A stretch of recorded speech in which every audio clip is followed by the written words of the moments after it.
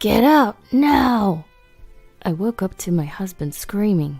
Bleary-eyed, I sat up in bed, glancing around anxiously, thinking something had happened, but everything was silent. Huh? What's going on? Turning around, I saw my husband, who had been shouting, was still in a dream. Could it be sleep talking? My husband Liam often talks in his sleep. This wasn't the first time I've been awakened by his late-night chatter, but today's words were a first, and I couldn't help but let out a wry laugh. What's this about? Get out? Then, as if responding to my words, my husband started to say something shocking. Upon hearing it, I trembled. Could this really be happening? That's how I, a woman who had spent 40 years with her husband until retirement, decided to get a divorce. My name is Vida, and I'm 63 years old. Liam and I have a son, but he moved out 5 years ago after getting married. We finished raising our child without any major incidents, and despite some ups and downs, I thought we were getting along pretty well as a couple.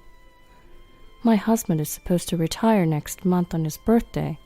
Back when we were in our 50s, we'd laugh and say things like, after retirement, let's move to a rural area in the mountains and try farming. We could ski all winter.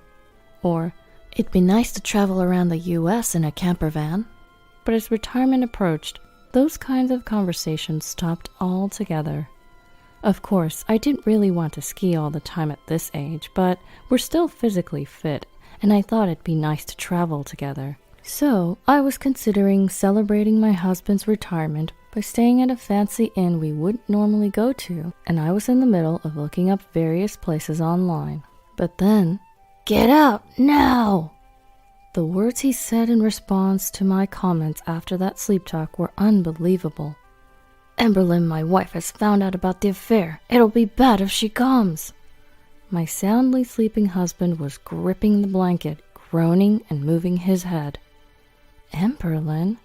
The moment I heard that name, I started shaking with anger. If things go on like this, our plan will be ruined. His sleep talk continued. Is that so? Then I'll really ruin that plan for you. I'd been with him for 40 years, and I thought we were about to start a peaceful new chapter of our lives, but from that day on, I found myself heading in a direction I'd never thought of before. Divorce. The next morning, my husband woke up at his usual time and was eating the breakfast I'd prepared for him as if nothing was amiss. You were talking in your sleep more than usual last night.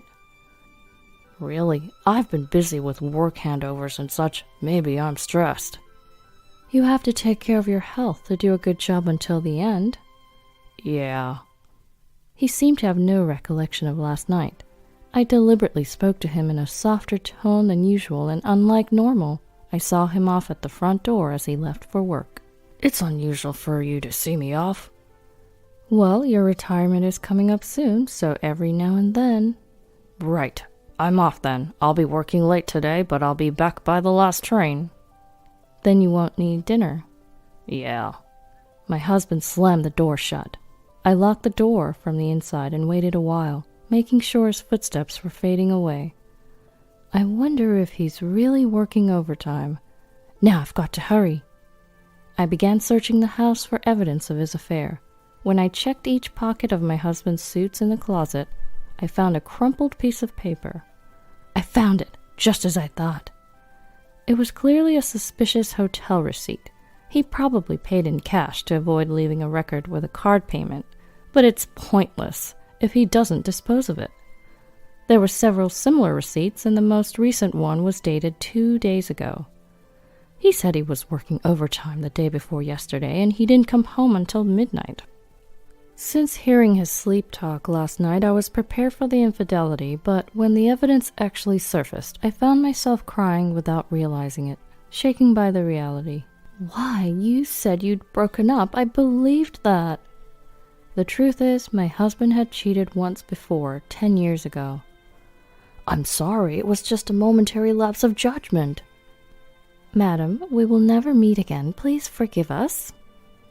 When their affair was exposed, they apologized, prostrating themselves. Emberlyn, the woman he was cheating with, was a decade younger and a subordinate at work. Apparently, my husband had started to sympathize with Emberlyn, who was struggling with a divorce and raising a child, and while he was consulting with her, they somehow ended up in such a relationship. The affair came to light when my sister happened to see the two of them arm in arm, disappearing into a hotel district. Soon after, I heard that Emberlyn had quit her job and returned to the countryside, so I believed that their relationship had ended.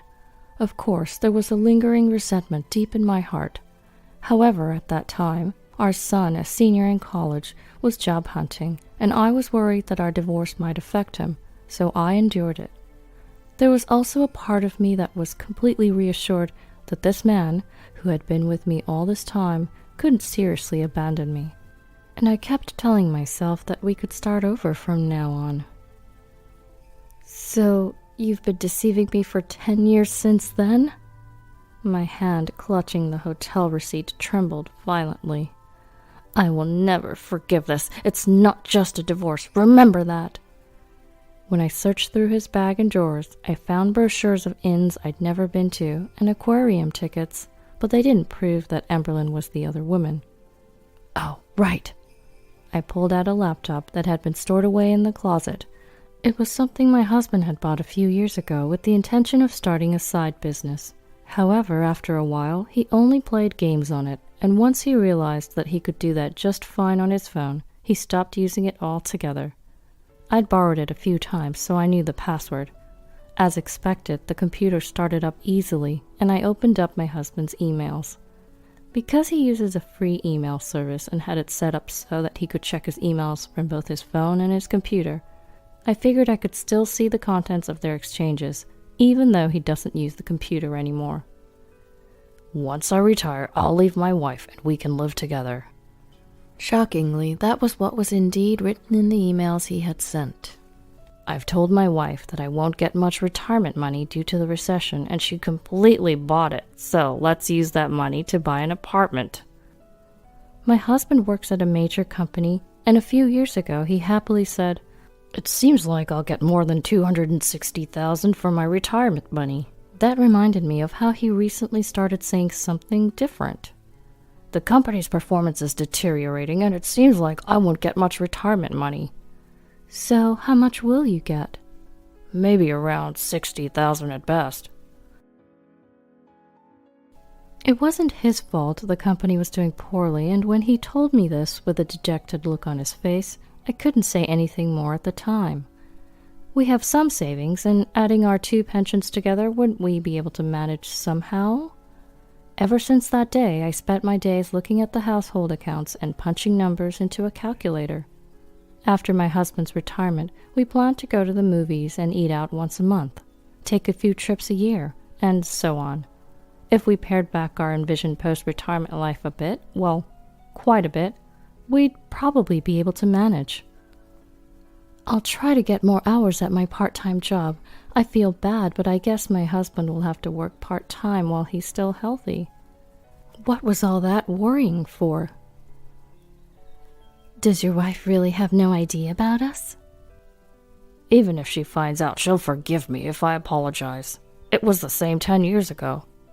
She believes we completely broke up then, so it's fine. Ha ha ha ha. The email was filled with words that seemed to mock me. I'll get $260,000 as retirement money, but I told my wife I'd only get $60,000. So when we divorce, I'll just give her half of that, $30,000. $30,000 should be more than enough for your wife. On the day of my retirement, I'll hand her the divorce papers. Then we can start our new life in the apartment we bought yesterday. Seeing a heart symbol in the email of my soon-to-be 65-year-old husband made me feel sick. An apartment they bought yesterday? When I checked my husband's bank account online, I saw a transfer of $50,000 to a real estate agent the day before the email was sent, and there was hardly any money left. An already completed love nest? I'm astounded. My anger gradually turned into emptiness, and my mind began to clear. I'll grant your wish and divorce you, and I'll do it in a way that benefits me as much as possible. I continued to use the internet to search various things about divorce. Ah, I see. I can also get consolation money from the mistress. It seemed that the affair from 10 years ago was past its statute of limitations, but if it had continued since then, that's a different story. Come to think of it, I have it. I rummaged through the closet and pulled out the diary I had written 10 years ago. I turned the pages and found a piece of paper I had inserted at the date when the affair was exposed. Just as I thought. After glancing through the contents and grinning, I immediately called the law firm I had been researching online. I was determined to accomplish everything without him noticing by his birthday, which is also his retirement date. A few days later, my husband came home unusually early and looked around the room. It seems like a lot of stuff is missing lately. I've been throwing out things we don't need. It's quite the trend now. I had already decided where to move after the divorce and had been gradually moving my stuff. I was inwardly panicked, thinking he might have noticed, but my husband, who seemed to have lost interest in me, didn't seem to understand anything. Hey, my mother wants to rebuild her house, so I've decided to help her with our savings. What? Of course, I've given all my savings to my mother. It can't be helped if it's still not enough. But we have our future life to consider too. You're working part-time, so it should be fine. But then we'll have almost no savings left. It's okay, we'll get $60,000 as retirement money. He's probably trying to decrease our shared property to minimize the amount he has to give me. But I never thought he would resort to such a petty tactic. Well, I was planning to take you to a fancy hot spring inn to celebrate your retirement. Huh? I don't need that. Why not? Well, it's pointless to travel with you at this point. I didn't miss the momentary look of discomfort on my husband's face. Of course, he wouldn't think of going on a trip with me, whom he plans to hand divorce papers to on his retirement day. After retiring, I was thinking about doing various things like traveling around just the two of us, skiing and so on. You know, it's what you were talking about before. As I deliberately spoke in a bright voice, my husband became even more sullen. What can you do? Are you saying we should live in luxury while my mother has to endure hardship? That's not what I'm saying. I just wanted to enjoy a peaceful time together after your retirement. My husband grimaced and fell silent. Up until recently, I was serious about that. But guess what? I don't want to go with you anymore either. Too bad. I bitterly muttered to myself inside my heart. Then came my husband's retirement day. I prepared a feast on the table and set off a cracker as soon as my husband walked into the room. In contrast to my beaming smile, my husband had a cold, mask-like expression on his face. Congratulations on your retirement. Let's get divorced. What? You're kidding. Having simulated this moment over and over in my head, I dramatically feigned shock and began to sob like an actress.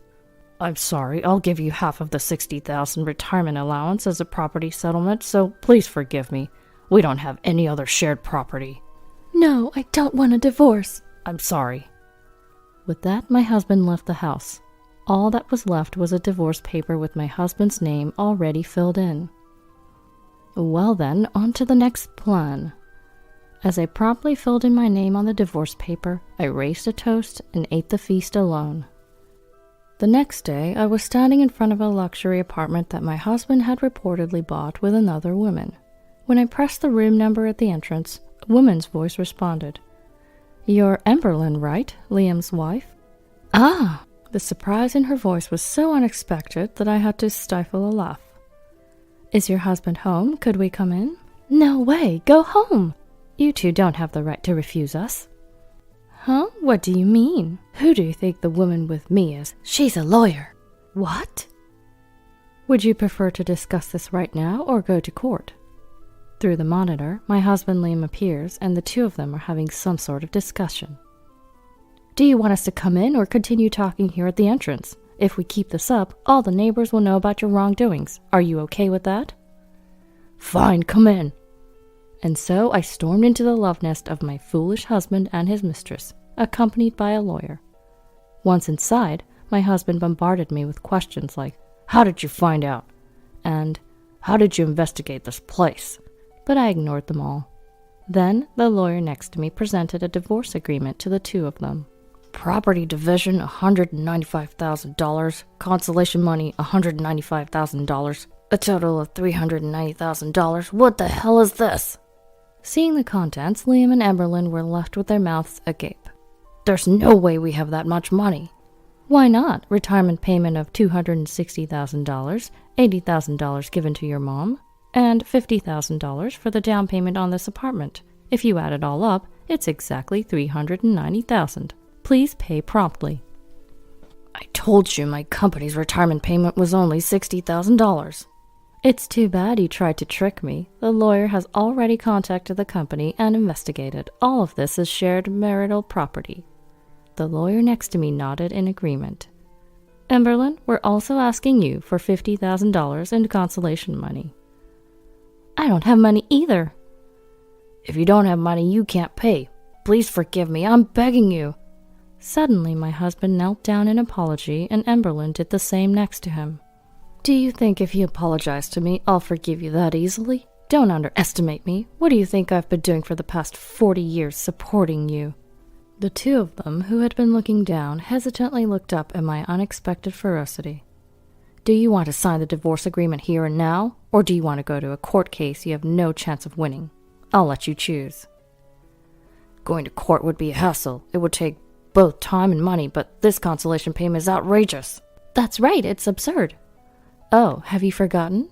I pulled out a sheet of paper from my bag. Pledge. We will never meet again. If we break this promise, we will accept any demands. It was that one piece of paper that had been tucked into my diary from 10 years ago.